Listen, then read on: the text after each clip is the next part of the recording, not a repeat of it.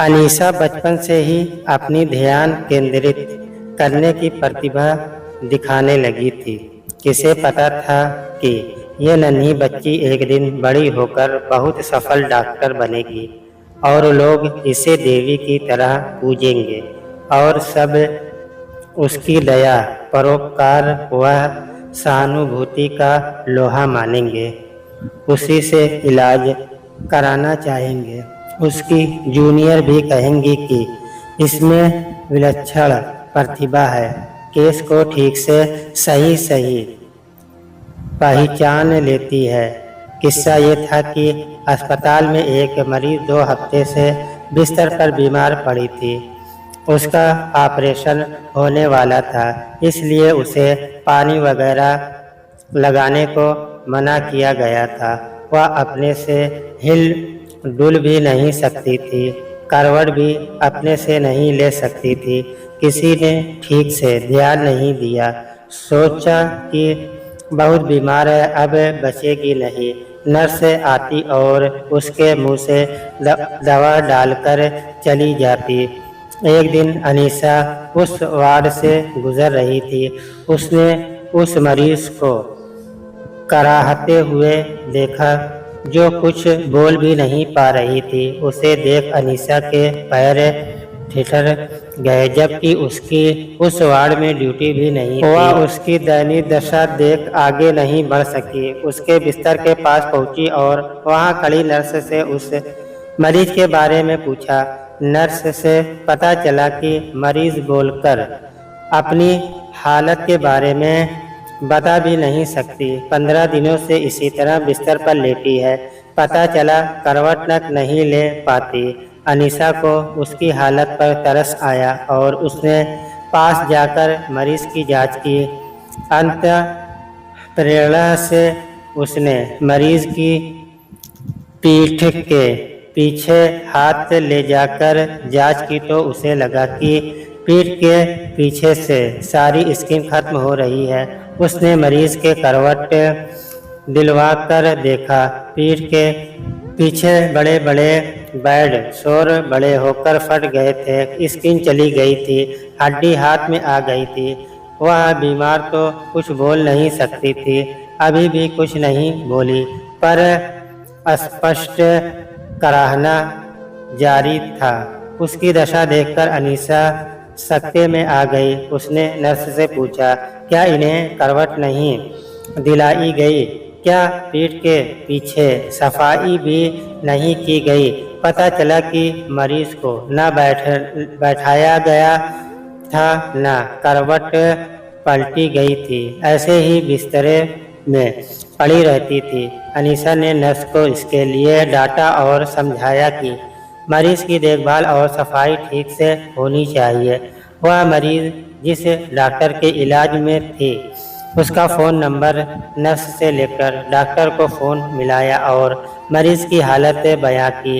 इस तरह उसके इलाज को सही दिशा दी। वहां खड़ी नर्सें अनीसा की तारीफ करने लगी। मैम, आप की इंट्यूशन बहुत अच्छी है। आप मरीज को देखकर उसकी बीमारी पहचान लेती हैं। लेकिन अपनी प्रशंसा से अनीसा को कोई फर्क नहीं पड़ने वाला था। वह यथासंभव मरीज का ख्याल करती थी। अपना आराम छोड़कर भी उसने यही कहा, मरीज अपनी हालत बताने की स्थिति में नहीं है तो भी उसका ध्यान रखना चाहिए। उस मरीज को अपनी तरफ से दिलासा देकर अनीसा चली गई। अनीसा को देखते ही मरीजों में जान आ जाती थी और वे उसे देवी की तरह आदर देते थे। अनीसा MS की पढ़ाई के साथ साथ अस्पताल में भी काम कर रही थी और बहुत मनोयोग से अपना काम पूरी मेहनत से कर रही थी। सभी मरीज उसी से इलाज कराना चाहते थे। उसे देखते ही उसकी आधी बीमारी ठीक हो जाती थी। अनीसा में धैर्य और सहनशीलता बचपन से ही थी, जबकि उस समय किसी को पता भी नहीं था कि वह बड़ी होकर क्या बनेगी। उसके बचपन का एक वाकया है। जब वह मुश्किल से 1.5 साल की थी, एक बार उसकी मम्मी उसे नहलाने ले गई। अनीसा को नहाना पसंद था और पानी से खेलते हुए जल्दी हटना नहीं चाहती थी। मम्मी ने उसे नहला दिया। उसके बाद भी अनीसा हटना नहीं चाह रही थी। उसकी मम्मी को कोई ज़रूरी काम याद आ गया। उसने सोचा कि वह काम करके आकर 2-4 मिनट बाद अनीसा को बाहर ले आएगी। वह अनीसा को बाल्टी के पास खड़ी करके छोड़ आई, जहां वह पानी से खेल रही थी। मम्मी बाहर आकर और कामों में फंस गई। तब अनीसा की नानी भी उसके यहाँ आई हुई थी। थोड़ी देर बाद जब उसे अनीसा की याद आई तो उसने पूछा, अनीसा कहाँ है? नानी ने जवाब दिया, तुम ही तो उसे नहलाने ले गई थी। तब उसे याद आया और घबरा कर दौड़ी दौड़ी स्नान घर में गई अनीसा को देखने। जाकर क्या देखती है कि अनीसा प्रसन्नता मुद्रा में वहाँ खड़ी है। जैसी वह छोड़ गई थी, अनीसा अपने छोटे से मग से बाल्टी से पानी लेकर बाल्टी में ही उड़ेल रही थी और अपने खेल में मगन थी। उसने गौर ही नहीं किया था किसी और बात का। उसकी मम्मी ने प्यार से अनीसा को गोद में उठाया, खूब प्यार किया, बदन पोंछा और तैयार कराया। अनीसा पानी अपने मग में भरने फिर बाल्टी में गिराने के अपने खेल में व्यस्त थी। आसपास का उसे कोई भान नहीं था। इतने छोटे बच्चे की यह एकाग्रता देख मम्मी और नानी दोनों ही विस्मित थे। इस तरह वह करीब 1-1.5 घंटा पानी से खेल करती खड़ी रही थी। न उसने मम्मी को खोजा न बाहर गई। अनीसा की एकाग्रता का यह पहला नमूना था।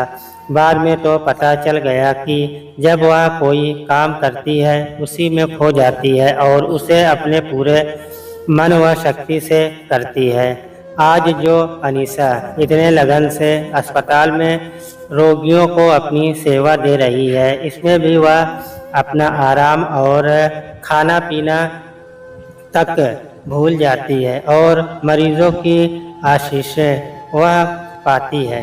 अनीसा के बचपन की बातें याद आती है तो लगता है कि वह शुरू से ही बहुत ध्यान और लगन से काम करती थी, जिससे वह सर्वप्रिय कुशल डॉक्टर बन सकी। जब वो 3 साल की थी तो उसकी मम्मी ने उसको तारापुर वाला के मांटेसरी स्कूल में भर्ती करा दिया था, जिसे एक पारसी महिला चलाती थी। वहाँ छोटे बच्चों की एक्टिविटी बेस्ड लर्निंग थी। कोई कॉपी, पेंसिल या किताब का काम नहीं था। 6 वर्ष की उम्र तक ऐसे ही बच्चों को खेल के माध्यम से सिखाते थे। उनका कहना था कि पहले बच्चों का सही विकास होना चाहिए। उनको नेत्र और हाथों का सामंजस्य करना, खेल बिठाना आना चाहिए। इसको तालमेल ठीक से हो, उसके बाद किताब कागज़ कलम से शिक्षा शुरू हो। वहाँ बच्चों की क्लास के अलग अलग ग्रुप बना दिए थे। एक ही क्लास में 2-2, 3-3 के ग्रुप में बच्चों को बैठा देते थे। वहाँ तरह तरह के खेल खिलौने रखे रहते थे। एक तरफ टोकरी में तरह तरह की सब्जियाँ रखी रहती थी। आलू, गाजर, खीरा, ककड़ी, भिंडी आदि पूरी और तरह तरह के फल रखे रहते थे। बगल में चाकू और कैंची रखे रहते थे। एक तरफ पुराने अखबारों का ढेर रखा रहता था। बच्चों को पूरी छूट थी, जो चाहे करे, जैसे खेलना चाहे खेले। क्लासरूम में बाहर बगीचा था, बच्चे वहाँ भी जा सकते थे, स्कूल वगैरह देख सकते थे। छोटे बच्चों पर कोई प्रतिबंध नहीं था। अनीसा को वहाँ सबसे अच्छा चाकू और कैंची से खेलना पसंद था। वह कैंची लेकर बैठ जाती और अखबार से कतरने काटती रहती। कभी कोई तस्वीर देखती तो उसे भी सफाई से काटकर निकाल लेती या उसे चाकू से सब्जी काटना पसंद था। वह चाकू से मूली के छोटे छोटे टुकड़े करती, कभी खीरा काटती, कभी आलू काटती। इतनी छोटी बच्ची बड़ी सफाई से सब्जी काटती, अखबारों की कतरन काटती। उसे सबसे ज़्यादा यही अच्छा लगता था, जबकि घरों में बच्चों से चाकू कैंची दूर ही रखे जाते थे, इस डर से कि कहीं हाथ न कट जाए।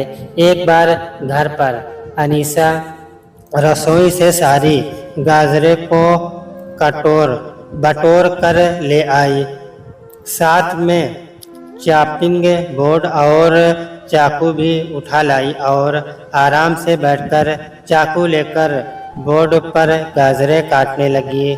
बहुत ध्यान से एकाग्रचित्त होकर वह गाजरे काट रही थी, क्योंकि उसे सब टुकड़े एक समान काटने थे, इसलिए देरी लग रही थी। दूसरे गाजरे भी कटी थी। उसकी मम्मी ने ये देखा तो उसके हाथ से चाकू लेने दौड़ी। उस समय अनीसा की नानी भी वहाँ आई हुई थी। उन्होंने टोका, अनीसा को बड़बड़ाना, हाथ काट लेगी, लपक कर मत जाओ, धीरे से जाकर चाकू ले लेना। अनीसा की मम्मी ने किसी तरह फुसलाकर अनीसा के हाथ से चाकू ले लिया। तब किसे पता था कि यही लड़की बड़ी होकर कुशल सर्जन बनेगी, और यह सब उसकी पूर्व पीठिका थी। तारापुर वाला के स्कूल में वह ज़्यादा दिन नहीं रह सकी, क्योंकि उसके 1 वर्ष बाद ही उसके मम्मी पापा का वहाँ से ट्रांसफ़र हो गया। पर अनीसा वहाँ रहकर अच्छे से चाकू कैंची से काम लेना सीख गई। अपना सेब वह स्वयं से काटने लगी, संतरा भी अपने से छीलकर ले लेती थी। अपना काम अपने हाथ से करके ज़्यादा खुश रहती थी और सब काम पूरे मनोयोग एवं ध्यान से करती थी। उसकी यही बचपन की एकाग्रचित्ता कुशल सर्जन बनने में काम आई। एक बार 4-5 वर्षीय अनीसा अपनी बहन के साथ अपनी मौसी के यहाँ गई हुई थी। तब एक दिन अप्पू घर देखने आने का प्रोग्राम बना। उस समय दिल्ली में अप्पू घर हुआ करता था और उसमें बहुत भीड़ हुआ करती थी। अब तो अप्पू हट गया है। सब बच्चे अप्पू घर देखने गए। भीड़ भाड़ तो बहुत थी। सब ने एक दूसरे का हाथ पकड़ रखा था। पता नहीं कैसे तो अनीसा का हाथ छूट गया। जब वे मैरी को राउंड का झूला देख रहे थे, यह नए तरह का बना हुआ था। इसमें बैठने के लिए बेंच नहीं थी, कप और प्लेट थे। कप प्लेट में घूमना था और फिर प्लेट भी घूमती थी। कप प्लेट दोनों मिलकर घूम रहे थे चरखी पर। अनीसा बड़े ध्यान से यह देखने में लगी हुई थी। उसे पता भी नहीं चला कब उसका हाथ छूट गया और लोग आगे बढ़ गए। जब अनीसा का ध्यान छूटा तो उसने पाया कि वह अकेली खड़ी है। उसके साथ के लोग आगे बढ़ चुके थे। वे किधर गए थे उसे पता नहीं था। इतनी भीड़ में वह अकेली थी। उधर जो लोग आगे बढ़ गए थे उन्होंने देखा कि अनीसा उनके साथ नहीं है। कहाँ रह गई अनीसा? इतने बड़े अप्पू घर में उसे कहाँ ढूंढे? मौसी को चिंता हुई, क्या कहेगी अनीसा की मम्मी से कि अनीसा कहाँ गई? बड़ी जिम्मेदारी थी, लेकिन अब तो लापरवाही हो गई थी। इतनी बड़ी भीड़ में कहाँ ढूंढे बच्ची को? फिर ध्यान में आया कि जिस रास्ते से आए हैं उसी रास्ते से लौटते हैं तो शायद दिखाई दे जाए। जब लौटे तो वहीं का प्लेट वाले मैरी को राउंड के पास अनीसा खड़ी थी। सबकी जान में जान आई। हुआ ये था कि अनीसा को जब पता चला कि वह अकेली रह गई तो वह चुपचाप वहीं खड़ी रह गई। उसे समझ में नहीं आ रहा था कि किधर जाए। सब उसके लिए नया था। उसने बुद्धिमत्ता से काम लिया, न रोई न घबराई, धीरज से प्रतीक्षा करती रही। वहीं एक पति पत्नी का युगल भी आ रहा था। उन्होंने बच्ची को अकेले खड़ा देखा तो समझ गए कि वह खोई गई है। वे उसके पास आकर खड़े हो गए और उससे पूछा, उसके साथ के लोग कहाँ हैं? बच्ची क्या बताती? वे समझ गए कि बच्ची छूट गई। उन्होंने भी सहायता करने की सोची, पर बच्ची ने कहा कि वह वहीं खड़ी खड़ी प्रतीक्षा करेगी। मौसी लपक कर अनीसा के पास पहुंची, उसका हाथ पकड़ा और सबको भी डांटा कि कैसे उन्हें पता नहीं चला कि अनीसा का हाथ छूट गया। बड़ी वारदात होते होते टली। भगवान को तो धन्यवाद दिया ही, साथ ही नन्ही अनीसा का दौर भी था। इधर उधर चली जाती तो ढूंढना मुश्किल था। अनीसा तब बहुत छोटी थी। बात उस समय की है जब वह 4-5 वर्ष की रही होगी। उसकी मम्मी को विदेश जाना पड़ गया काम के सिलसिले में।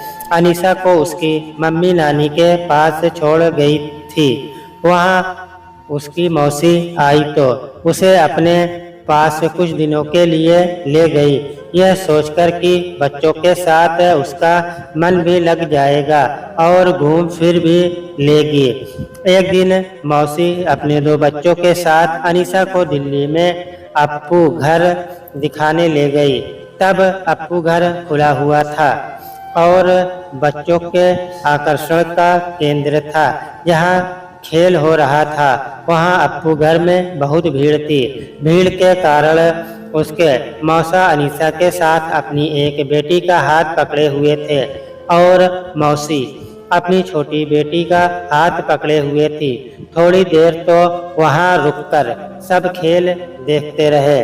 जब वहाँ से आगे बढ़े और थोड़ी दूर गए होंगे तो मौसी ने देखा कि अनीसा नहीं है। उन्होंने मौसा से पूछा, अनीसा कहाँ है? उसे कहाँ छोड़ दिया? मौसा कुछ जवाब नहीं दे पाए। अनीसा तो उन्हीं के साथ थी, उनका हाथ पकड़े हुए थी, तो कहाँ छोड़ दिया? मौसा कुछ बता नहीं पाए। कब अनीसा छूट गई? मौसी चिंतित हुई। बच्चे की जिम्मेदारी बड़ी थी, वह कहाँ छूट गई? इतने बड़े अप्पू घर में और इतनी भीड़ में उसे कहाँ ढूंढे? व्याकुलता बढ़ रही थी। कैसे अनीसा का हाथ छूट गया?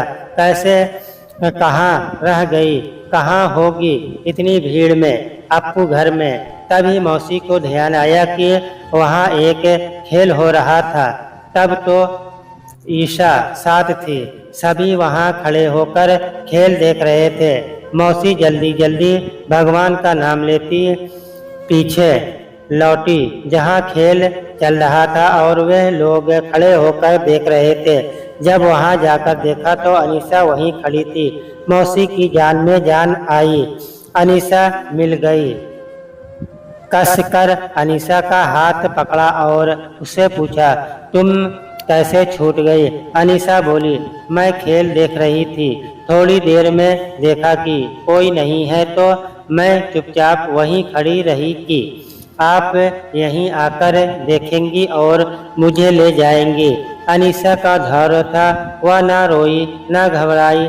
यदि वह घबरा कर रोने लगती या किसी के साथ चली जाती तो मिलना मुश्किल था।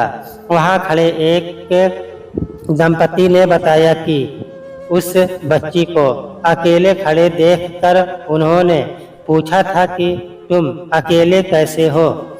साथ के लोग कहाँ हैं? तो बच्ची ने बताया कि वह साथ में आई थी। वे लोग आगे चले गए पर आकर ले जाएंगे। अनीसा वहीं खड़ी प्रतीक्षा करती रही। उसका अविचल धैर्य और स्थिरता प्रशंसनीय थी। बचपन से ही उसमें एकाग्रता बुद्धिमत्ता थी। बड़े होने पर अपने इन्हीं गुणों का कारण वह पढ़ाई में अव्वल रही। यदि वह घबराकर कहीं आगे बढ़ जाती या रोने लगती या किसी के साथ चली जाती तो उसका मिलना मुश्किल था। घोषणा करानी पड़ती और तब भी मिलती या ना मिलती कुछ नहीं कहा जा सकता था। अनीसा की समझदारी से एक अप्रिय घटना होने से बच गई। छोटे बच्चों की संभाल का बहुत बड़ा उत्तरदायित्व है। अनीसा के पास एक सुंदर सा पायदान था जो उसके कमरे में बिछा रहता था। वह थोड़ा सा फट गया था। अनीसा अब तक स्कूल की दूसरी तीसरी कक्षा में आ गई थी और थोड़ी सिलाई करना व रफू करना सीख गई थी। उसे लगा कि वह पायदान को सिल ले और रफू कर दे तो वह ठीक हो जाएगा। एक दिन वह पायदान को लेकर बैठ गई और उसे सिलकर ठीक करने लगी और ध्यान से रफू भी करती। वह एक एक टाका लगाती और पायदान ठीक करती। उसे बैठे बैठे देर हो गई पर वह तन्यता से काम करती रही, हिली डुली भी नहीं। उसके पापा ने देखा और बिगड़े, क्या बेकार का काम कर रही है? फटे पायदान को सिल रही है क्या? इसे और काम नहीं, इसे दूसरा पायदान ले देंगे। पर अनीसा सबसे निष्पृष्ट अपने काम में जुटी रही। पायदान पूरा करके ही दम लिया।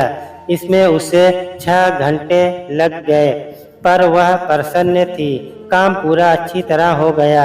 यही अनीसा बड़ी होकर डॉक्टर बनी। अच्छे से पढ़ाई की, MBBS किया, MS किया और मरीज की सेवा की पूरी लगन। वह तमन्यता से मरीज उसी से इलाज कराना पसंद करते और उसे देवी समझते। ईमानदारी, एकाग्रता और लगन महानता के लक्षण है जो छोटेपन से ही प्रकट होने लगते हैं। छोटे से छोटे काम को भी पूरी एकाग्रता एवं लगन से करना महानता की पहचान है। अनीसा MBBS की पढ़ाई पूरी कर इंटर्नशिप कर रही थी और पूरी लगन से काम सीख रही थी। वह बहुत मेहनत से मरीजों की सेवा करती थी। कितनी भी देर हो जाए सब कुछ भूलकर काम में लगी रहती थी। एक बार वह कुछ देर के लिए रात की ड्यूटी में थी। अपना काम समाप्त कर वह वापस जा रही थी। रात का 2:30 बज चुका था। तभी उसने देखा कि एक छोटी लड़की को लेकर उसके अभिभावक आ रहे। उस लड़की के हाथ की एक उंगली आधी कटकर झूल सी रही थी, लटक रही थी। उसे तुरंत इलाज की जरूरत थी। अनीसा ने उसे देखकर कहा, इन्हें तुरंत इमरजेंसी में ले आइए। पर पता चला कि वहाँ बहुत भीड़ थी और उसे सीधे डॉक्टर के पास जाने को कहा गया था। उसके पीछे पीछे एक डॉक्टर भी आ रहे थे। उन्होंने अनीसा को देखकर सर्जरी का डॉक्टर समझकर उसकी मरहम पट्टी करने को कह दिया और चले गए। सर्जरी के डॉक्टर चले गए थे और फोन करने पर भी उन्होंने फोन नहीं उठाया। अनीसा बड़ी परोपेश में पड़ी। उस छोटी लड़की को तुरंत इलाज की जरूरत थी, नहीं तो उसकी वह उंगली हमेशा के लिए कटी रह जाती, जुड़वा संभव न होता। बड़ी विकट समस्या थी। अनीसा ने साहस नहीं खोया। उसे अपने पर विश्वास था कि कर लेगी। उसने वह केस ले लिया और उस लड़की के इलाज में लग गई। उसने उंगली को ठीक से जोड़कर बैठाया और मन लगाकर धीरे धीरे सफाई से उसकी सिलाई की। ज़रूरी स्टिच लगाए, फिर मरहम पट्टी की। अनीसा को इसमें कई घंटे लग गए। दिन भर के काम से वह थकी हुई थी। फिर रात के 2:30 बजे कई घंटों तक ये काम किया। वह पूरी थक कर चूर हो गई थी, पर उसने एक लड़की की उंगली बचा दी। इसकी उसे प्रशंसा थी। उसने अपनी थकान की परवाह नहीं की। दूसरे दिन सर्जरी के डॉक्टर ने वह केस देखा तो बहुत अच्छे से सिलाई की गई थी। उंगली ठीक से जोड़ी गई थी। उन्होंने अनीसा को बुलाकर बहुत तारीफ की। जिस डॉक्टर ने रात में वह केस अनीसा को सर्जन समझकर सौंपा था, उन्होंने अपनी गलती समझी और ठीक से काम करने के लिए अनीसा की तारीफ की। डीन ने भी बुलाकर अनीसा की बहुत अच्छी सर्जरी करने के लिए तारीफ की और लिखकर भी दिया। अनीसा को मेहनत से काम करने का पुरस्कार मिला। उस लड़की की उंगली ठीक हो गई तो उस लड़की के अभिभावक उस लड़की के साथ एक बड़ा सा चॉकलेट का डिब्बा लेकर अनीसा को देने के लिए लाए। अनीसा ने लेने से मना किया। फिर उनके अनुरोध करने पर पकड़ लिया और खोलकर सभी सहकर्मियों में बांट दिया। अनीसा की उदारता और काम के प्रति समर्पण अद्भुत था। अनीसा MBBS के फाइनल ईयर में थी और पढ़ाई के साथ साथ उसे अस्पताल में भी काम करना होता था। एक बार जब वह अस्पताल में ड्यूटी कर रही थी, उसने देखा कि एक छोटा लड़का अस्पताल में भर्ती हुआ। उसके एक पैर में परेशानी थी। उस लड़के के पिता साथ में थे। उस लड़के को कई टेस्ट करवाने के लिए कह दिया गया। लड़के के पिता की आर्थिक स्थिति अच्छी नहीं थी, फिर भी उन्होंने बताए गए सारे टेस्ट करवाए। कुछ दिन लड़का अस्पताल में रहा। उसे दवाई भी दी गई। इसके बाद एक दिन राउंड देते समय अनीसा को मालूम हुआ कि लड़के के ऑपरेशन की तैयारी हो रही है। लड़के का पैर घुटने के पास से काट दिया जाएगा। अनीसा की सहानुभूति जागृत हुई। उसने मालूम किया कि क्या पैर काटना ज़रूरी था और क्या लड़के को बता दिया गया था कि उसका पैर काटा जाएगा। उसे पता चला कि लड़के को या उसके पिता को पैर काटने के बारे में कुछ नहीं बताया गया था। अनीसा के यह जानकर धक्का सा लगा। लड़के को बिना कुछ बताए या समझाए पैर काटना ठीक नहीं था। पता नहीं लड़का इसके लिए तैयार था या नहीं, या वह कुछ दिन दवाई लेकर देखना चाहता था। अनीसा ने लड़के व उसके पिता को बता दिया कि ऑपरेशन से लड़के का पैर काटा जाएगा और यदि वे चाहे तो दूसरी जगह जाकर सेकंड ओपिनियन ले सकते हैं या कुछ दिन दवाई लेकर देख सकते हैं। यह सुनकर लड़के व उसके पिता ने इस जानकारी के लिए अनीसा का धन्यवाद दिया। वे अभी पैर कटवाने को तैयार नहीं थे। कुछ दिन दवाई लेकर देखना चाहते थे और दूसरे डॉक्टर को भी दिखाना चाहते थे। लड़के का पैर कटने से वह अपंग हो जाता और जिंदगी भर उससे झेलना, उसे अनभिज करना ठीक नहीं था। अस्पताल से डिस्चार्ज करने में अनीसा ने उसकी मदद की। इस उपकार के लिए उन्होंने अनीसा की सहजतः का आभारी माना।